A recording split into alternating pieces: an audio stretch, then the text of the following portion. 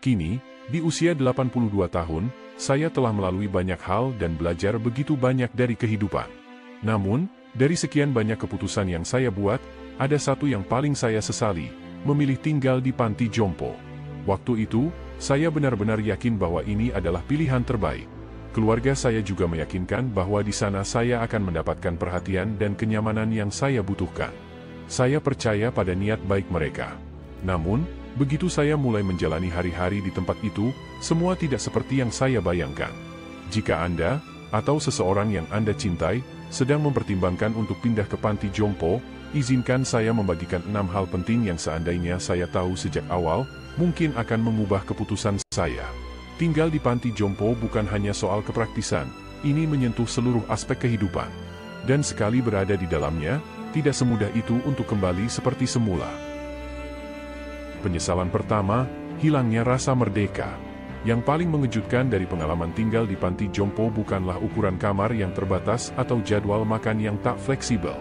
Yang paling berat saya rasakan adalah ketika sadar bahwa saya telah kehilangan kendali atas hidup saya sendiri. Sebelum saya pindah, hidup saya berjalan sesuai ritme yang saya tentukan sendiri.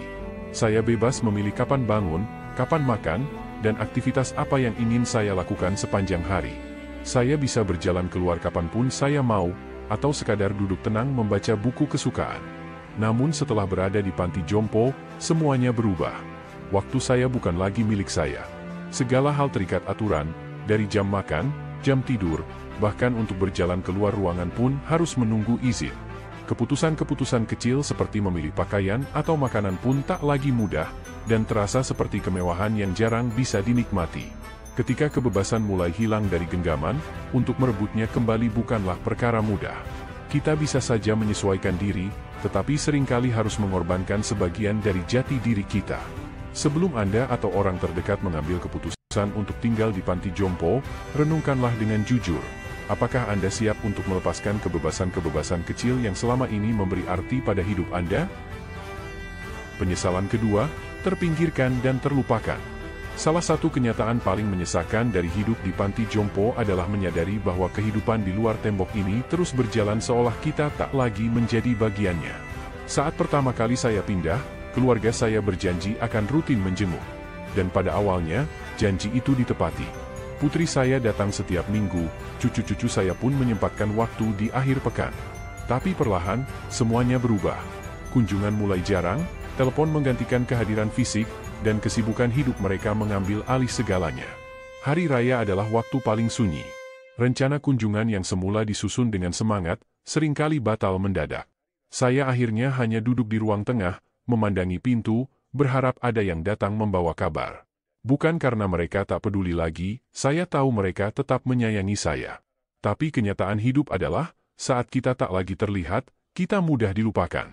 Sebelum Anda memutuskan untuk tinggal di panti jompo, tanyakan pada diri sendiri, apakah Anda siap untuk menghadapi sunyi yang perlahan menusuk? Karena begitu Anda menjauh dari keramaian, dunia bisa saja lupa bahwa Anda pernah menjadi bagiannya. Penyesalan ketiga, kehilangan tujuan hidup. Sebelum saya memutuskan untuk tinggal di panti jompo, saya masih memiliki aktivitas-aktivitas kecil yang memberi saya rasa hidup, seperti merawat tanaman, menyeduh kopi setiap pagi, atau mengikuti rutinitas sehari-hari yang sudah menjadi kebiasaan. Semua itu memberikan saya tujuan dan kepuasan pribadi.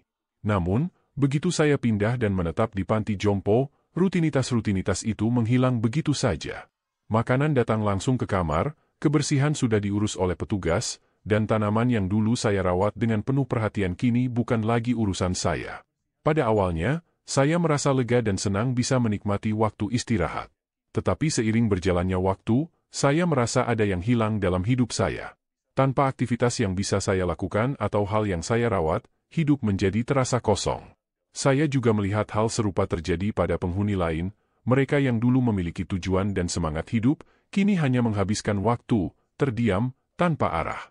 Jika Anda sedang memikirkan untuk pindah ke panti jompo, pertimbangkan dengan matang, apa yang membuat hidup Anda bermakna. Karena setelah Anda melalui perubahan ini, hidup bukan hanya tentang mengisi waktu luang, tetapi tentang menjaga hal-hal kecil yang selama ini memberi Anda rasa berarti dan tujuan hidup. Penyesalan keempat, kesehatan yang menurun lebih cepat. Sebelum saya tinggal di panti jompo, saya masih bisa mengurus diri sendiri dengan cukup baik meskipun usia saya sudah tidak muda lagi.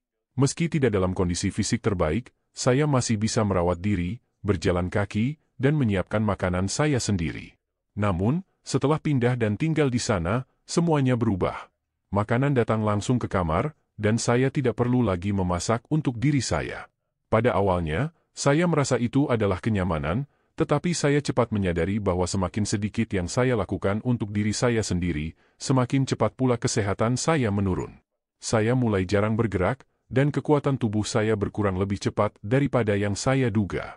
Saya juga melihat perubahan yang sama pada penghuni lainnya. Mereka yang dulu masih bisa berjalan dengan mandiri, kini sudah mulai bergantung pada kursi roda.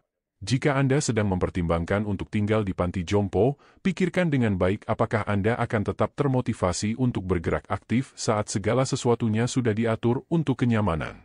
Setelah kehilangan semangat untuk bergerak, akan sulit untuk mendapatkannya kembali.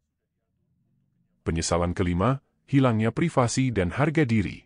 Salah satu hal yang tidak saya sadari sepenuhnya sebelum pindah ke panti jompo adalah betapa banyak privasi yang harus saya lepaskan. Di rumah, saya memiliki ruang pribadi yang bisa saya gunakan untuk menyendiri, menikmati ketenangan, dan melakukan hal-hal sesuka hati. Namun, begitu saya berada di panti jompo, privasi menjadi sesuatu yang sangat langka dan hanya datang sesekali. Sejak pertama kali tiba, saya merasa seperti selalu diawasi. Staf datang pergi dengan sering, pemeriksaan kamar menjadi hal biasa, dan ruang bersama membuat saya hampir tidak bisa berada sendirian. Aktivitas dasar seperti berpakaian atau menggunakan kamar mandi bahkan sering membutuhkan bantuan orang lain. Walaupun saya paham mereka hanya menjalankan tugas, tetap saja sulit untuk menerima bantuan untuk hal-hal yang sebelumnya bisa saya lakukan sendiri. Saya masih ingat betul minggu pertama saya, merasa canggung harus meminta izin untuk melakukan hal-hal yang dulunya sudah menjadi bagian dari rutinitas saya. Ingin mandi? Anda mungkin harus menunggu seseorang yang dapat membantu. Butuh kamar mandi? Terkadang, tombol panggilan yang Anda tekan justru membuat Anda menunggu lebih lama dari yang diharapkan. Bahkan pilihan makanan terasa terbatas. Jika saya tidak suka dengan menu yang ada, tidak ada banyak pilihan. Kemudian, ada juga masalah berbagi kamar. Kamar pribadi tidak selalu tersedia, dan berbagi ruang dengan orang yang tidak Anda pilih bisa sangat mengganggu. Walaupun saya cukup beruntung memiliki teman sekamar yang baik, banyak penghuni lain yang berbagi cerita tentang pengalaman sulit mereka, seperti teman sekamar yang berisik, tidak terawat, atau yang memiliki masalah kognitif sehingga tidur menjadi hampir mustahil. Tak peduli seberapa banyak Anda mencoba membuat kamar menjadi lebih personal, tempat itu tetap saja tidak terasa seperti rumah. Kehilangan harga diri adalah kenyataan yang sangat sulit diterima, dan saya baru benar-benar menyadari seberapa banyak yang harus saya lepaskan setelah saya tinggal di sana. Ketika orang datang tanpa menunggu jawaban Anda, ketika Anda hanya dipanggil sebagai pasien dan bukan sebagai individu, dan ketika hidup Anda dikendalikan oleh jadwal yang bukan milik Anda, hal itu memberi dampak yang besar. Anda mulai merasa lebih sedikit menjadi diri Anda sendiri dan lebih seperti hanya nama dalam sistem. Jika Anda sedang mempertimbangkan untuk pindah ke panti jompo, tanyakan pada diri Anda, apakah Anda siap untuk melepaskan privasi dan kemandirian yang telah Anda miliki sepanjang hidup Anda? Setelah itu hilang, sangat sulit untuk mendapatkannya kembali. Penyesalan keenam, menyadari betapa sukarnya untuk pergi. Ketika pertama kali memutuskan untuk tinggal di panti jompo, saya berpikir bahwa itu hanya sementara. Saya meyakinkan diri untuk mencoba dan melihat apakah cocok, dan jika tidak, saya bisa selalu pulang. Namun, saya tidak menyadari betapa sulitnya untuk pergi setelah saya sudah merasa nyaman di sana. Pada awalnya, itu terasa seperti pilihan yang mudah, saya hanya akan kembali ke rumah jika merasa tidak nyaman. Namun, ketika saya kembali ke rumah, semuanya terasa berbeda. Rumah itu kosong, dan merawatnya dari jauh menjadi beban. Anak-anak saya telah mulai membuat perubahan besar, menjual barang-barang yang mereka rasa tidak saya butuhkan lagi, bahkan mulai mempertimbangkan untuk menyewakan rumah tersebut. Ketika saya mencoba mengusulkan untuk kembali, mereka ragu. Apakah kamu yakin bisa mengurus semuanya sendiri? Bukankah lebih aman tinggal di sini? Kami hanya ingin yang terbaik untukmu. Lalu ada kenyataan penurunan fisik yang tak bisa dihindari. Setelah berbulan-bulan tinggal di panti jompo, di mana saya tidak perlu lagi memasak, membersihkan, atau banyak bergerak, saya merasa fisik saya semakin melemah. Kemandirian yang dulu saya banggakan kini terasa menghilang, dan rasanya untuk kembali ke rumah malah menjadi sesuatu yang menakutkan. Rasa percaya diri untuk hidup mandiri menghilang, dan rasa takut itu semakin mempersulit keputusan untuk pergi. Saya bertemu dengan banyak penghuni lain yang mengalami hal serupa, mereka yang awalnya hanya berniat tinggal sementara, namun akhirnya sadar bahwa keluar dari panti jompo tidaklah semudah yang dibayangkan. Semakin lama seseorang tinggal, semakin sulit untuk kembali ke kehidupan sebelumnya. Beberapa orang bahkan kehilangan kesempatan untuk kembali ke rumah mereka setelah tempat tinggal mereka terjual atau tabungan mereka habis untuk biaya perawatan. Tidak ada jalan kembali. Ini adalah kenyataan yang tidak banyak orang peringatkan sebelumnya. Pindah ke panti jompo seringkali terasa seperti keputusan yang dapat dibatalkan, tetapi bagi banyak orang, kenyataannya tidak demikian. Panti jompo perlahan menjadi dunia baru Anda, dan kehidupan yang Anda kenal sebelumnya terasa seperti kenangan yang semakin jauh. Jika Anda mempertimbangkan untuk pindah ke panti jompo, tanyakan pada diri Anda, apakah Anda siap menghadapi kenyataan bahwa setelah Anda pindah, pergi bisa jadi jauh lebih sulit dari yang Anda bayangkan?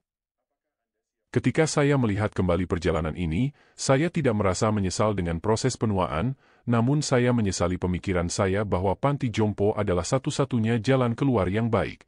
Saya awalnya berharap untuk menemukan kenyamanan, rasa aman, dan kehidupan yang lebih berkualitas.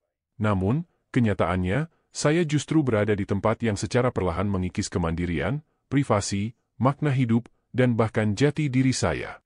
Apakah itu berarti panti jompo adalah pilihan yang buruk? Tentu tidak. Bagi sebagian orang, perawatan yang diberikan memang sangat dibutuhkan. Namun, penting untuk memikirkan dengan matang apa yang akan Anda hilangkan sebelum mengambil langkah tersebut. Begitu Anda memutuskan untuk pindah, segalanya mungkin tidak akan pernah kembali seperti semula. Jika saya diberi kesempatan untuk mengulanginya, saya pasti akan berusaha lebih keras untuk tetap tinggal di rumah saya, mencari solusi untuk mendapatkan bantuan tanpa harus mengorbankan kebebasan saya, dan memastikan bahwa pindah ke panti jompo adalah langkah yang benar-benar diperlukan sebelum melakukan perubahan yang bersifat permanen. Jika Anda sekarang tengah menghadapi keputusan ini, saya sarankan untuk berhenti sejenak dan bertanya pada diri sendiri, apakah ini keputusan terbaik untuk saya, ataukah hanya keputusan yang terasa paling mudah saat ini? Kehidupan Anda saat ini, rutinitas, kemandirian, dan kemampuan untuk menentukan pilihan, adalah hal yang sangat berharga, yang seharusnya dipertahankan selama mungkin. Terima kasih telah meluangkan waktu untuk menyaksikan kami hari ini. Kami ingin mendengar pemikiran Anda. Silakan tinggalkan komentar di bawah, dan bagikan satu hal yang Anda pelajari hari ini, serta bagaimana Anda berencana untuk menerapkannya dalam kehidupan Anda. Pendapat Anda sangat berharga bagi kami, dan membaca komentar Anda memberikan semangat serta motivasi. Jika Anda merasa video ini bermanfaat, jangan lupa untuk menyukai, berlangganan, dan membagikannya.